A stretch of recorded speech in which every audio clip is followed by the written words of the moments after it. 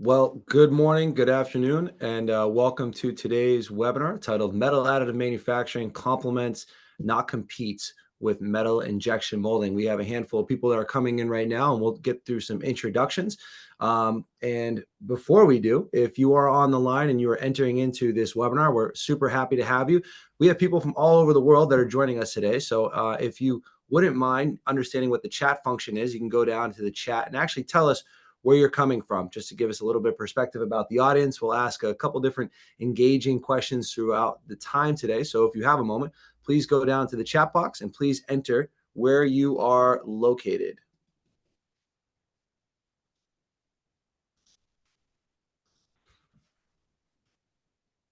Excellent. And we'll start getting into it. I'm your host, Ryan Hayford of Hayford Consulting, a marketing firm that specializes in B2B technology. I've spent the last 15 years in additive manufacturing marketing, sales, and business development roles. I am joined by Tibor Gyorfi, the Metal AM program manager at Endeavor 3D.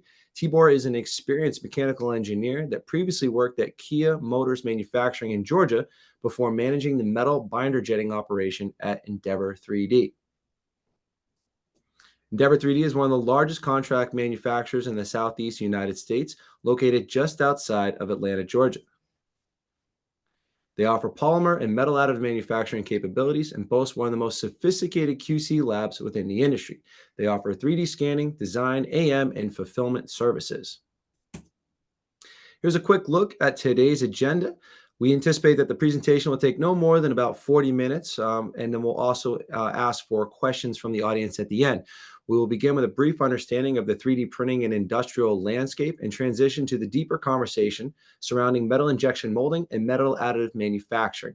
This is a big conversation across many different industries, comparing casting and foundering operations and talking about advanced manufacturing capabilities such as metal AM. Some quick housekeeping items. Please know that this webinar is currently being recorded right now. A copy of this presentation will be shared afterwards, and we encourage participation in questions. So if you do have any questions, we recommend using the chat box to submit your questions anytime throughout the presentation. And of course, I'll address them as we go through either at the end of the presentation or during the presentation, depending on how timely it is with the content being presented. So what I want to do is provide some industrial and 3D printing landscape information. There was a recent survey conducted by Endeavor 3D, and we want to share some of that information with you. To give some perspective, about 63% of the survey respondents had between 1 to 5 years worth of AM experience, with the majority of it being with fused deposition modeling, FDM, 48%, followed by stereolithography and multi-jet fusion, polymer 3D printing technologies. Finally, only 3% of the respondents had any experience with metal binder jetting, which is why we'll focus on that information today.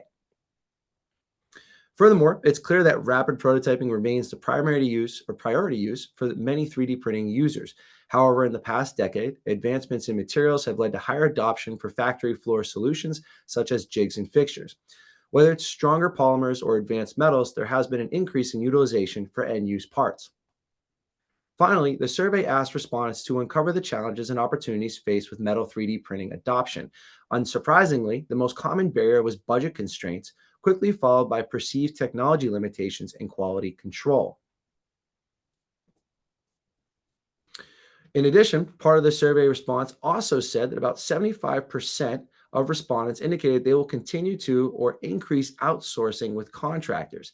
Metal 3D printing is a major CapEx investment, and so it's important to for many people to dip their toes into 3D printing using a contract manufacturer before jumping in with both feet. So this is an important consideration as we go through the conversation today, that Endeavor 3D is one of those few contract manufacturers in North America and in the globe that actually has metal 3D printing capabilities that they offer as a service. And today, Tibor will talk a little bit about what Endeavor 3D has, but for the most part, the lion's share of today's presentation will be highly focused on comparing it with metal injection molding. Now, a quick transition. I want to talk about who is adopting 3D printing, why does it matter, and why should you even care about it? And a quick example I'd like to share is from the aerospace and defense market, where we talk about aircraft on ground. And if you're not familiar with this, essentially this is when there's a part that's broken everyone on this line has probably had some sort of delay when they're in the airport, where there's might be an impeller or a heat exchanger or some small part that needs to be fixed on one of these planes. This can result in an hour's worth of time loss. This can result in a day's worth of time loss. Myself, I was actually in Germany. I had 2 days back to back because the impeller that they were looking for had to come in from London. It took a day to ship it in from London, and it took another day to get fixed. Now, what you see on this slide here is that Boeing estimates that this could cost an airline anywhere from $10,000 to $20,000 an hour, and it could be up to $150,000 an hour, depending on if it's a passenger plane or a cargo plane. I can tell you, not only is the inconvenience real for individuals like myself or anybody on a plane, but of course the dollars start to add up when you see there's an average of 14 AOGs per aircraft per year, particularly in the United States. So you can do the math in your head and see why 3D printing is becoming a consideration, because it's an on-demand, flexible manufacturing technology. So instead of storing parts, is that you can actually have 3D printing on site in order to get these parts produced immediately. This has been a handful of different aircraft carriers have looked at doing this at major terminals across the globe. It's still a consideration today. In addition, I want to talk about another very important marketplace, which is the automotive industry. And these are a couple of different quick statistics that we've seen that are pairing with the focus on new advanced manufacturing capabilities and trying to expand the supplier network. So the first bullet point talks about refreshing the supplier network. And so a lot of the major OEMs are looking to machine shops to have advanced manufacturing capabilities. So we'll call that intelligent restructuring when it comes to outsourcing to their suppliers. In addition, the same OEMs are cooperating with startups and new mobility players, specifically electric vehicles. And when you talk about the new product development for electric vehicles, it's a very big conversation about short-run manufacturing, customization, and getting parts in or vehicles in hands of the customer faster, so they can be able to make some changes and do some quick iterative cycles, which is a huge benefit of 3D printing.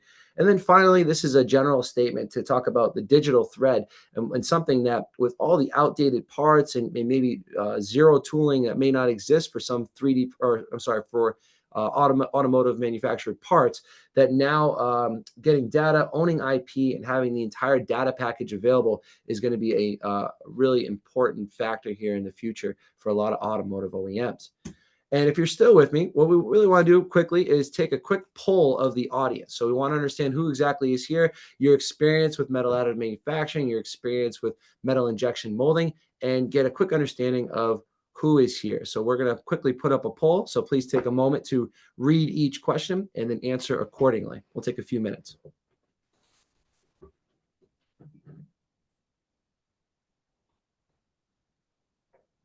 First question, which metal process are you currently using?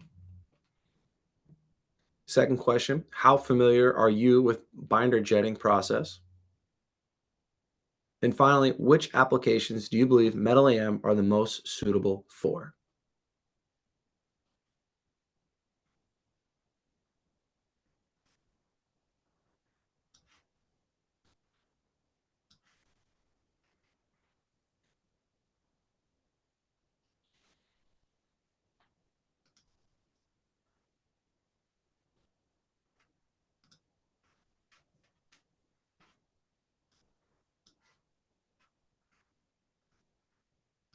Okay, and if you can see the screen, there's some results up on the screen. We have about 38% of people with metal AM experience, zero MIM experience, both with metal AM and MIM, and then 52% neither. So this will be a really informative conversation for most everybody. Across the board, looks like it's some people are familiar with binder jetting. Not 24%, not at all, and want to learn more. So it's another great opportunity. We're glad that you're here. And then, of course, this exploratory conversation: which applications do you believe metal AM are the most suitable for? Naturally prototyping, but we see low volume production and high complexity parts. So this is great information. And with that, I'm going to hand it over to our expert Tibor Gyorfi to talk about the functionality and advantages, and kind of get into our presentation. Tibor, the floor is all yours. Yeah, thanks for the introduction, Ryan. Alrighty. So BinderJet is a sinter-based additive manufacturing technology that splits the printing process and the consolidation step into two distinct pieces. The big advantage of this split is the increase in throughput over traditional additive manufacturing metal technologies like LPBF and EPBF. So with binder jet, you have a number of design advantages over traditional manufacturing modalities. Because of the lack of tooling costs, manufacturing complex, unique parts with fine internal features and complex geometries is possible, as well as rapid prototyping. So there's a large number of materials that can be used with the metal binder jet process, and without any traditional molding constraints that you'd see with traditional manufacturing modality like MIM. Also, cost effectiveness for lower volume production runs is apparent because of the lack of tooling costs. So tolerances. So with metal injection molding with a good quality mold, linear tolerances of plus minus 0.3% are easily possible. With metal binder jet, with some distortion compensation, so that's using a specific multi-physics tool to track distortion through the sintering process, deviations from nominal dimensions of plus minus 1% are easily achievable. Because binder jet is a layer-wise process, there are differences across the X, Y, and Z axis. It's an anisotropic process. Typically through the sintering step, there's more shrinkage along the Z axis than the X and Y. And this is something that needs to be accounted for through the distortion compensation process.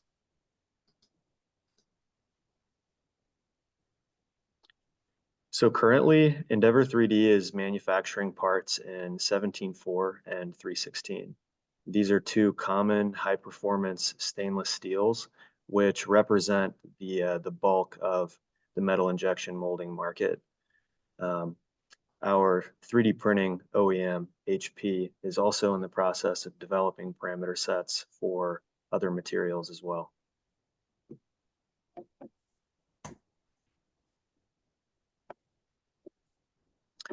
So 17.4 pH is a high-performance stainless steel that retains 80% of its mechanical properties up to 600 degrees C, whereas stainless steel 316 is a highly corrosion-resistant stainless steel that's excellent for medical or food-safe applications.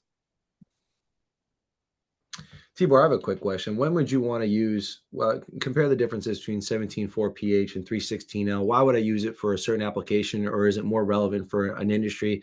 Give me kind of a basic understanding between these two different materials. So any application where you're dealing with food or a corrosive liquid or anything like that, 316 is a better choice for the application.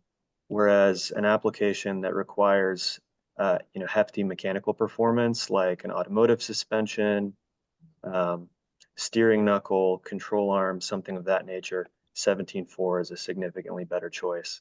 And as I mentioned before, 17.4 retains a large proportion of its mechanical properties at high temperatures, so it's exceptionally well suited for internal combustion applications or motors or things like that as well. Excellent. So mechanical properties. So we recently compared some of the mechanical test data that we've collected through our process and compared that to middle injection molded 316 material. And as you can see, both the mechanical properties, density and hardness, they compare favorably with the traditionally manufactured component. One area of improvement is, in the area of tensile strength, but with proper heat treating and post-processing, that can be improved as well. Tibor, I want to take a quick second and talk to the audience here real quick. So everyone that's on the line, we had a varying experience levels with metal AM and minimal with both technologies. So one question I want to ask, I imagine everyone's here looking on has interest in metal 3D printing, and we want to know your interest in which type of materials. So if you were on the line right now, we ask you to go into the chat box and take a moment and put in a metal 3D printed material that you want to see here in the future.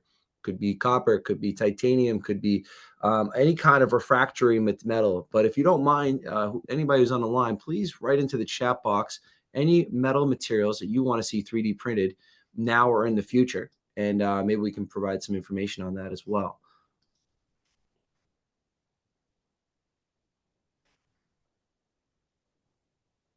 I can tell you from experience that titanium is a material that has been used a lot within the medical field. Obviously, it's a great material for implantable devices.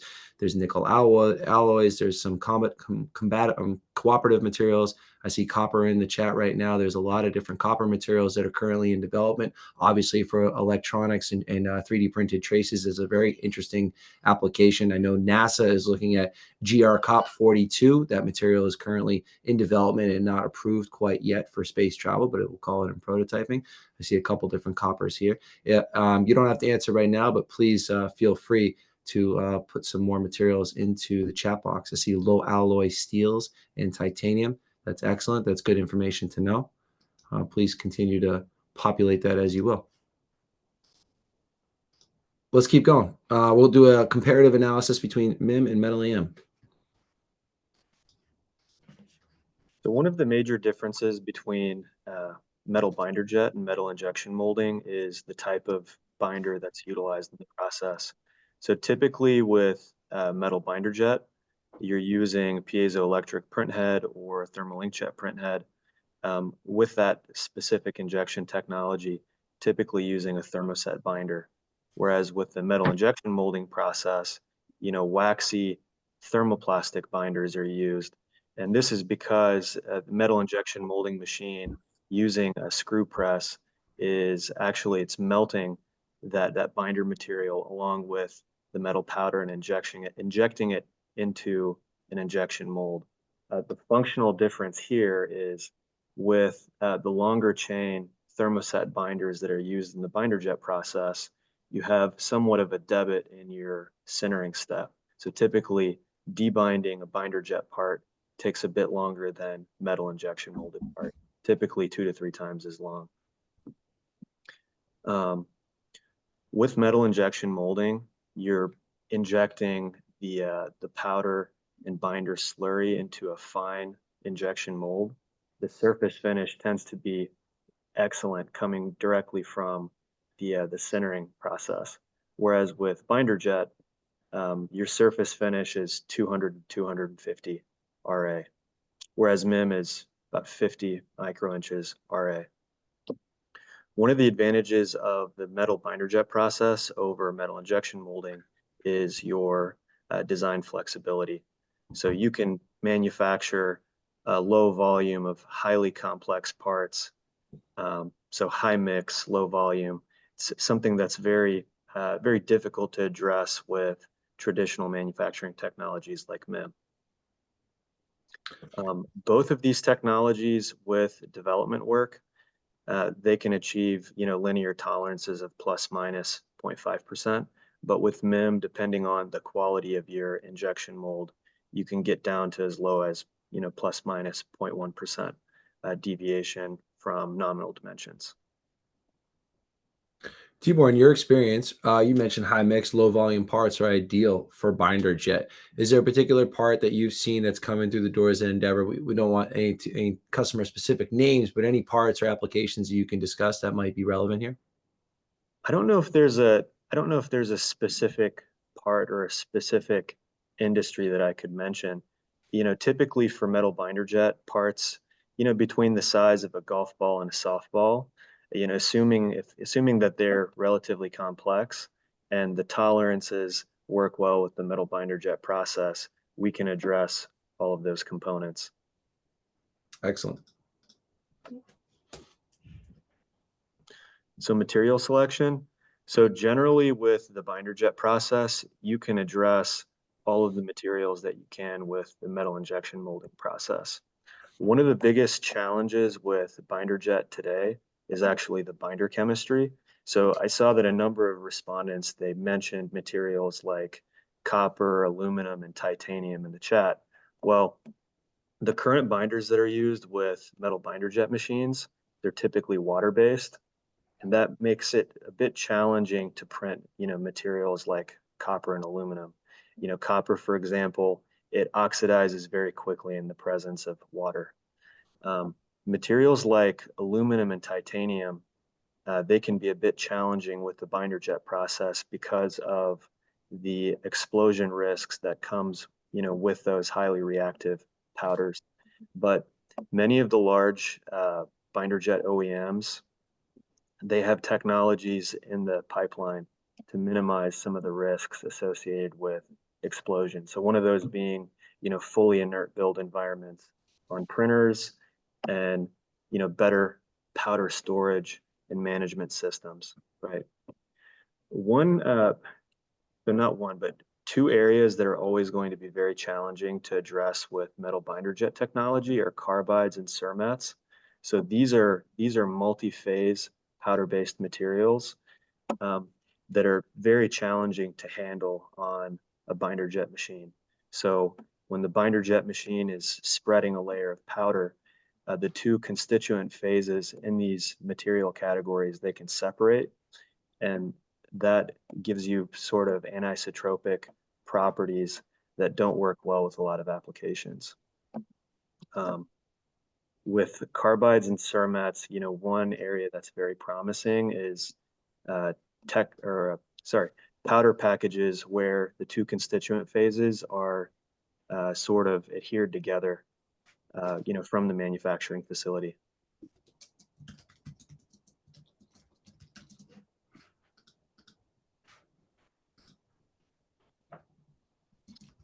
So typically when a manufacturer is looking to manufacture a part using metal injection molding, it all starts with, a simple overview of the CAD file. So if the CAD file works well with metal injection molding process, design is checked, and a single cavity mold is manufactured for prototyping purposes. So this can take 3 to 5 weeks, depending on the bandwidth of the manufacturer that's using the MIM technology. So then the part is shot and sintered, and then that trial part is analyzed. And if the dimensional accuracy is there, then mass production can begin after a multi-cavity tool is manufactured. So typically this workflow from the receipt of a part file to mass production, uh, it's anywhere from 5 to 10 weeks.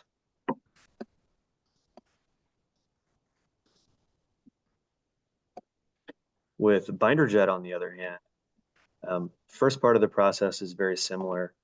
Um, a CAD file is collected, evaluated, and compensated for distortion coming from the sintering process. Um, the printing and sintering is usually accomplished, within 1 to 3 days. So going from CAD file to prototype, you're cutting that time down from, 3 to 5 weeks down to potentially 4 or 5 days. If more development is required, so the dimensional accuracy uh, that was initially targeted isn't achieved, then more iterations can be printed, but this is a fairly quick process.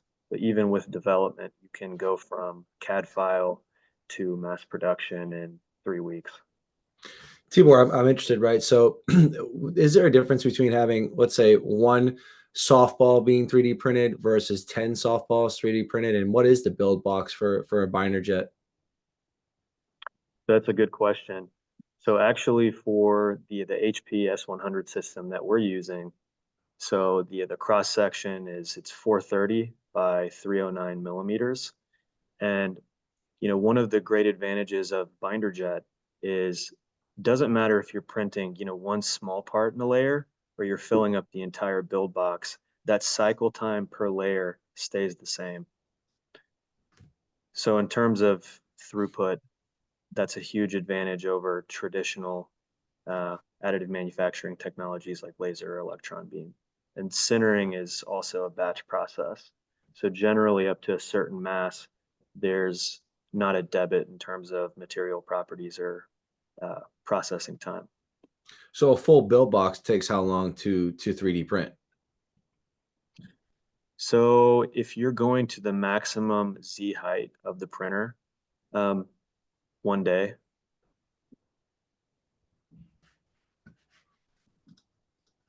Let's keep cruising. Yeah. So powder selection. So metal injection molding vendors, they typically utilize water atomized powder, and that's simply to decrease cost, right? Processing metal powder with water atomization is much cheaper than gas atomization. But gas atomization, it tends to yield a better morphology and particle size distribution. And this is incredibly critical for the metal binder jet process.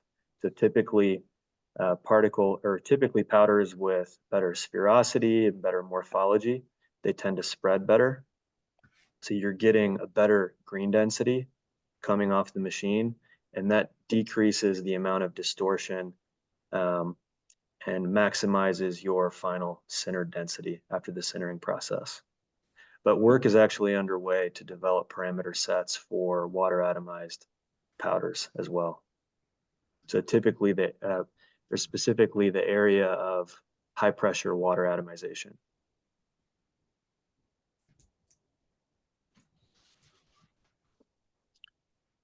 So because you have the capability to use a smaller diameter powder with the metal injection molding process, the sintering happens more rapidly.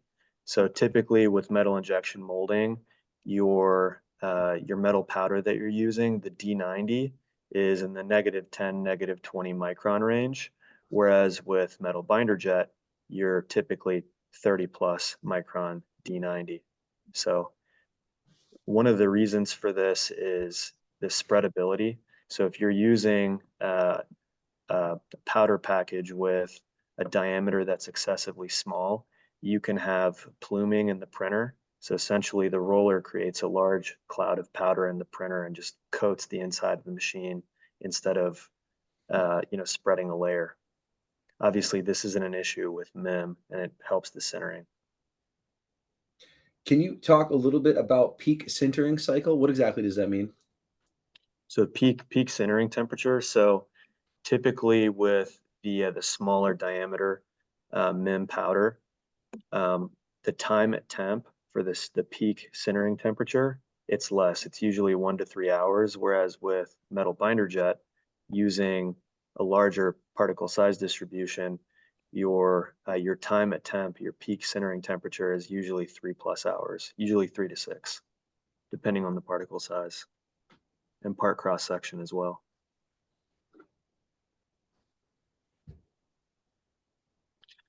So one of the advantages of using binder jet for prototyping metal injection molded parts is the capability to reuse existing vacuum batch furnaces.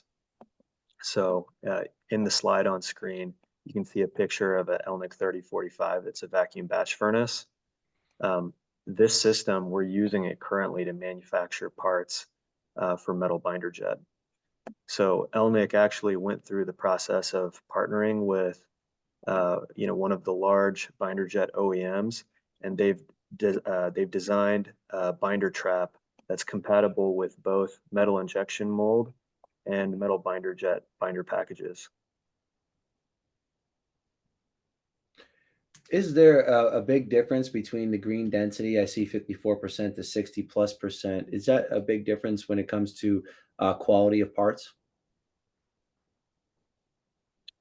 So in terms of mechanical properties, assuming the part is centered for the correct duration of time and you're achieving your 99 100% density, then there's not a debit in terms of mechanical properties. But with metal binder jet, you do see more distortion than you would with metal injection molding process. So typically with binder jet, your shrinkage along the X, Y, and Z, it's going to be 15 to 20%, whereas with metal injection molding, 15% or less, just depending on what your initial grain density is. So But that needs, yeah. I was going to say, but it is possible to hit, the theoretical uh, or near the theoretical limit for green density with metal injection molding, the theoretical limit being 66%. So when you're considering for design, whether it's for MIM or for metal binder jetting, you have to consider the shrinkage, correct? Absolutely. And is there any data to support that different or more complex geometries have a higher or lower shrinkage rates compared between metal binder jetting versus MIM? Is there any data to support one way or the other?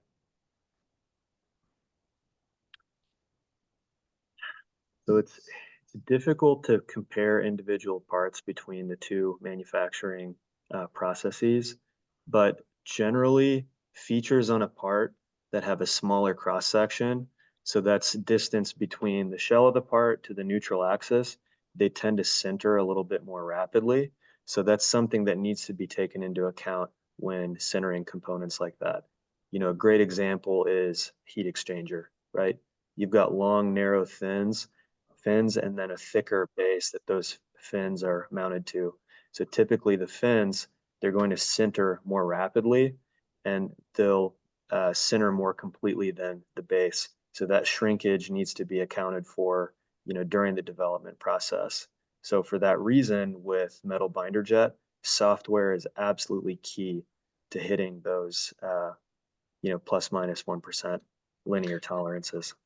And now I got to ask another question because with some 3D printing, with polymer 3D printing in some capacities, and I think I know the answer to this, but there are uniformity issues, meaning I print on the corner of the build platform versus the middle. Is there any uniformity issues when it comes to metal 3D printing? So I think originally some of the machines that were developed a few years ago, the original metal binder jet machines, they did have they did have issues like that on the build box. But the newer machines like the HPS 100 system that we're using now to manufacture parts, they eliminate some of that variation by maintaining kind of thermal equilibrium within the build box. So one thing to highlight here is actually on the HPS 100 system, there's a full phased array of IR lamps that's over the powder bed, and that's ensuring that you maintain consistent temperature during the printing process. And this is actually key in maintaining, your green density and green strength, right? If you have thermal variation on the print bed, that can lead to variations in green strength, which obviously will have a debit on yield. We had a question come in from someone in the audience, Katie Peterson, and asked, "What exactly is green density?" And this is a really great question, right? Because it, Yeah, it can be obvious to some, and it's not even that obvious to me. But do you mind answering that quickly, Tibor? yeah, no, it's a good question. Um, so with the metal binder jet process and the metal injection molding process, um, the the pre-sintered part is known as a green part. All right. So this technology, or sorry, not technology, this terminology actually comes from casting, where the mold, so the sand mold that's used to manufacture parts, is known as the green mold, right? So that terminology was brought into binder jet and metal injection molding. Once the part is debound, so it's gone through the debinding process in the sintering furnace, then it's considered a brown part.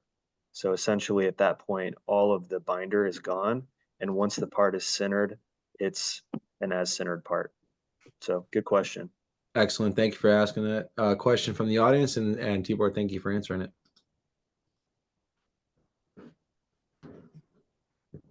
Yeah. So with the metal binder jet process, you can also use continuous furnaces, right? So I mentioned in the previous slide that there is a difference in sintering metal injection molded part and a binder jet part. So typically with metal binder jet binder packages, the polymer chains are a little bit longer and they take a little bit more time at temp to debind. So you can use continuous sintering furnaces to manufacture metal binder jet parts, but your throughput is going to be a little bit lower than if you were trying to center a metal injection molded part. But actually on screen here, you've got a picture of our CM continuous furnace. And I actually spent 3 weeks on site at CM working with the owner of CM, so Jim, pictured here. And we developed a continuous sintering furnace that's specifically designed to address metal binder jet parts.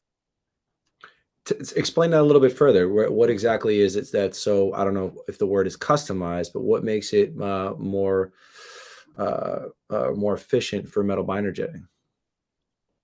So essentially what we did is we changed the ratio of debind to center on the continuous furnace.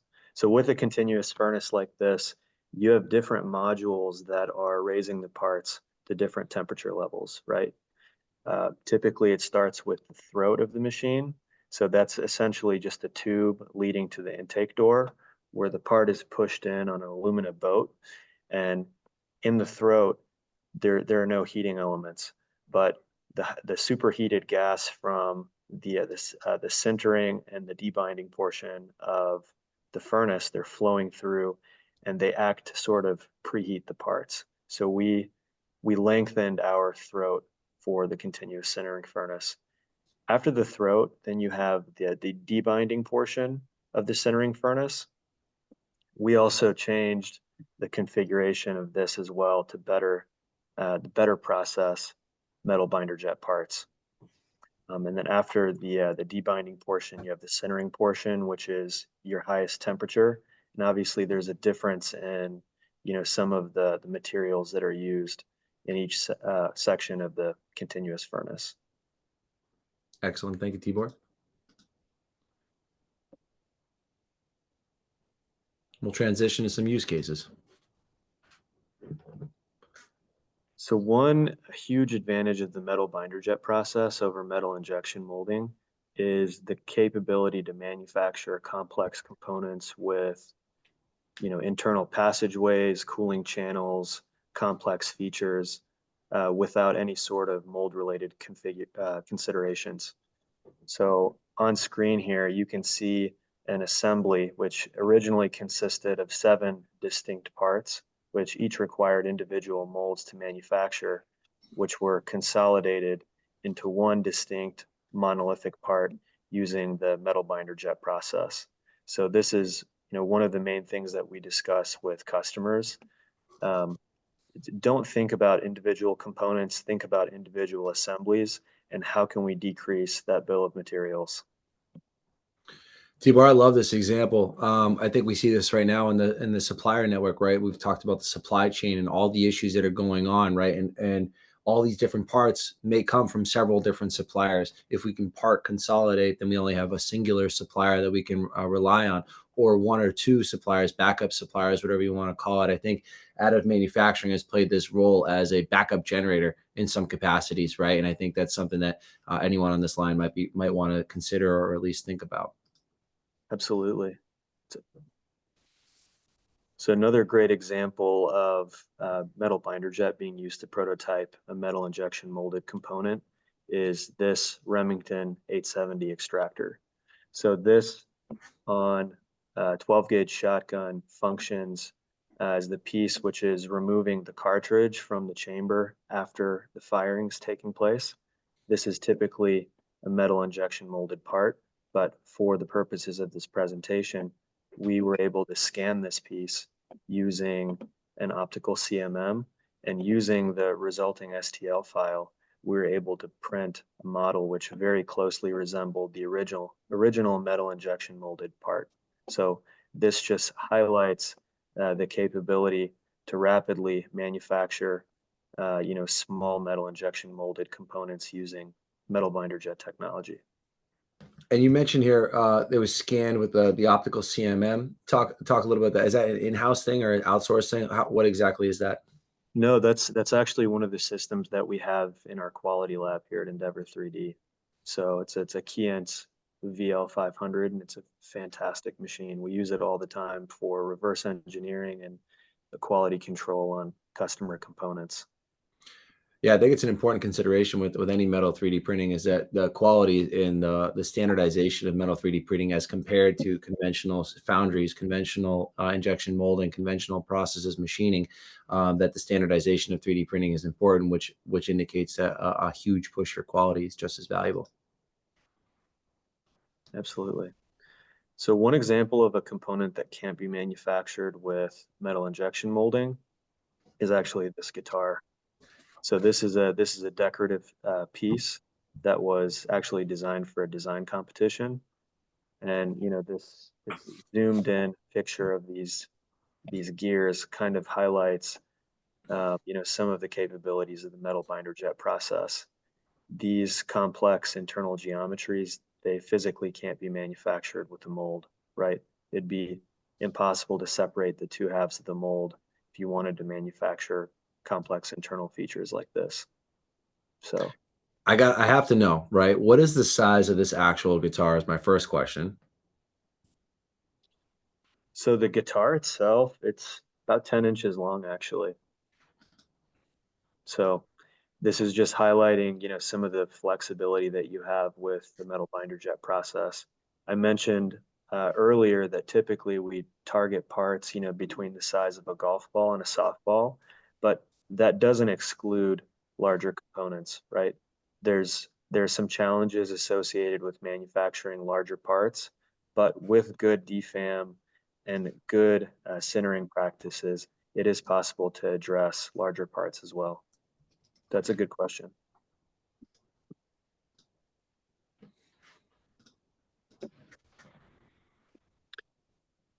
So when do you use metal binder jet and metal injection molding? So this question it's highly part dependent, but generally speaking, uh, complex components with smaller production run sizes, it's better to manufacture those with metal binder jet technology.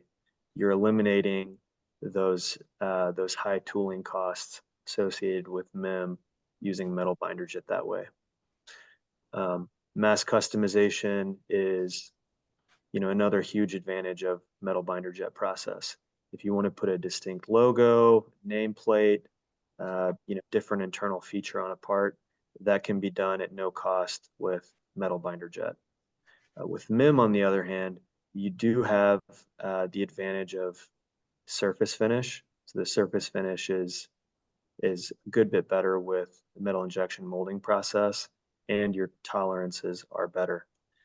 Um, Typically, in areas on parts where tight tolerances are needed, we recommend adding additional stock and machining those features.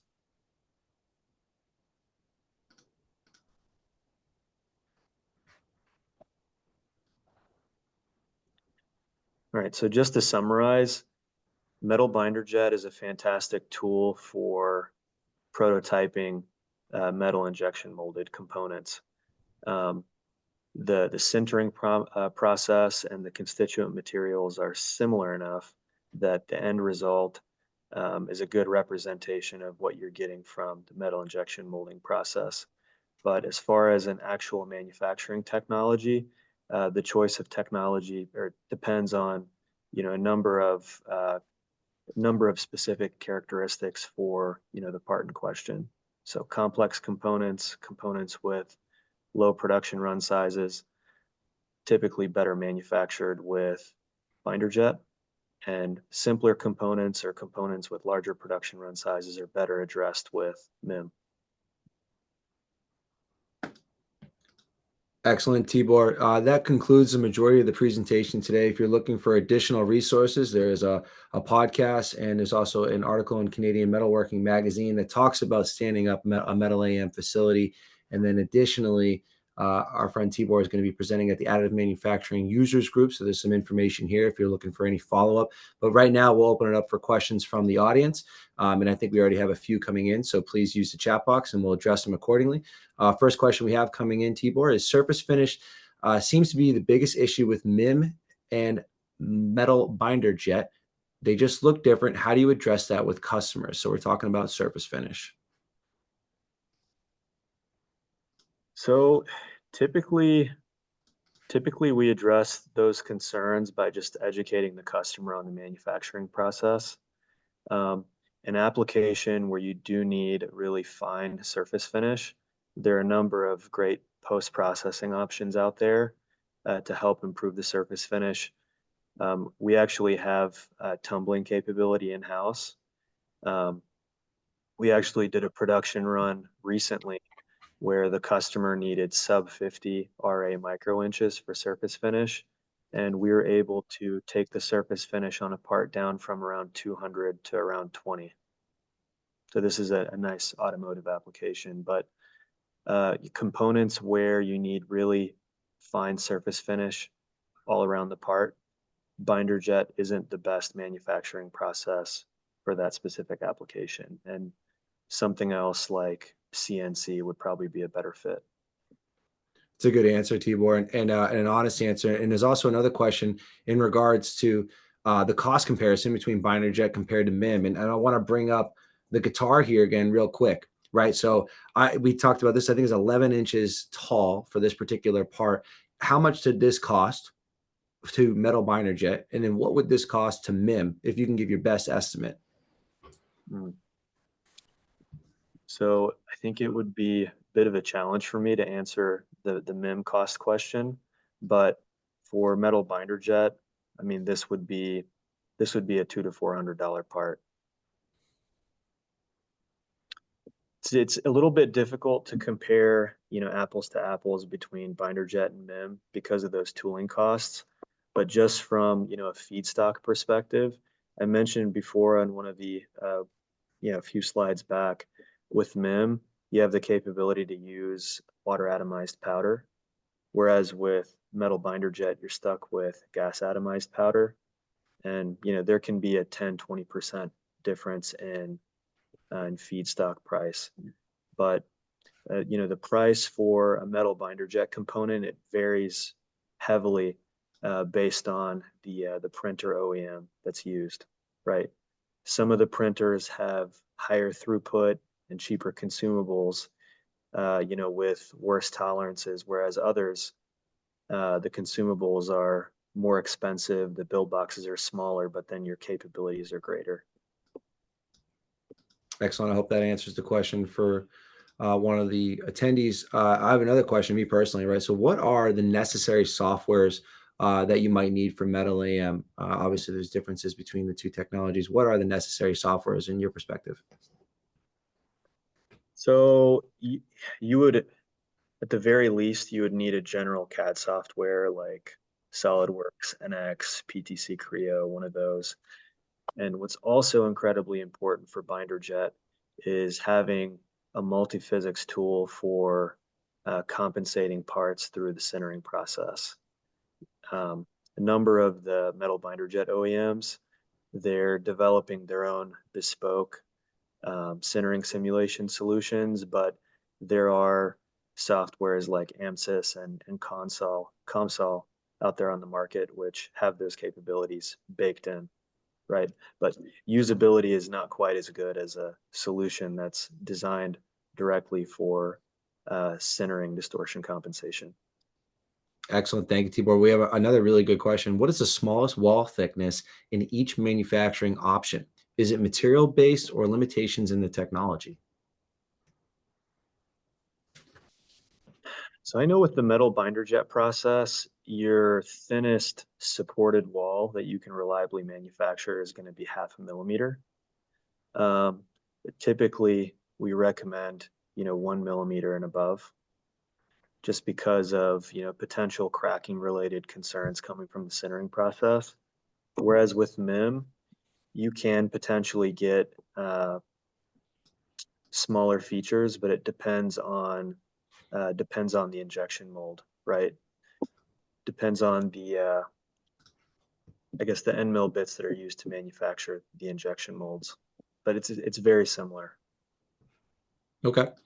As we round off the pretty much the conclusion of this webinar, if there's any other final questions, please feel free to put them in the chat box. But Tibor, where do you see the relationship between Metal AM and MIM, let's say within the next 5 years? I think there are huge synergies between each of the technologies. I mentioned throughout the presentation that, a lot of the processing techniques for both technologies are very similar.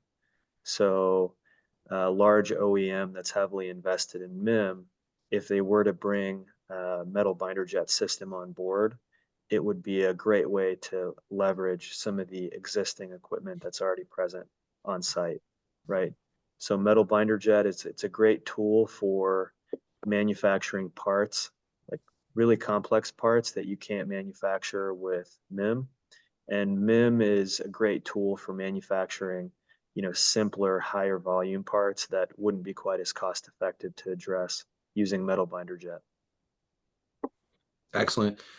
This is going to conclude the webinar. There's a couple other questions that came in. So what I'll do is I'll get these into Tibor, and Tibor will contact you directly with some of the answers to your questions.